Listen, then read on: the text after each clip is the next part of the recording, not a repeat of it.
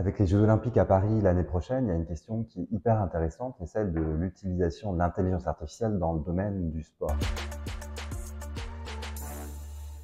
Et l'utilisation des données dans le sport, c'est pas du tout nouveau. Il y a une discipline qui a des dizaines d'années qui s'appelle la sabermétrie, qui a permis de révolutionner la façon dont on recrute des joueurs et qu'on définit des stratégies d'équipe et qui a donné lieu à un film assez connu, Moneyball, que je vous invite à regarder.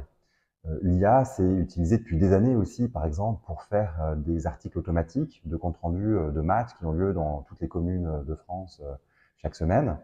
Tout ça est largement automatisé. Ce qui est un peu nouveau, c'est l'analyse vidéo avec les progrès récents de l'intelligence artificielle.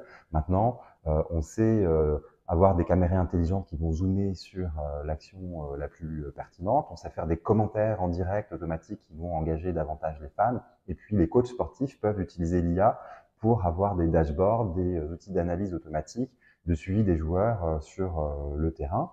Et de plus en plus, on aura aussi des arbitres automatiques à partir de l'analyse de vidéo qui prendront des décisions quand il y a des litiges. Un autre domaine, c'est l'utilisation des données de santé, des performances qui sont mesurées par ce qu'on appelle des objets connectés.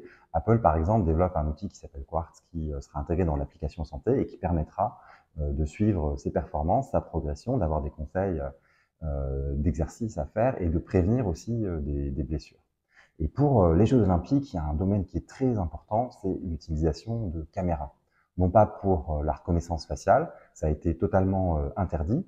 En revanche, l'Assemblée nationale a autorisé l'utilisation de caméras pour mesurer des situations suspectes, par exemple des mouvements de foule anormaux ou par exemple des bagages abandonnés.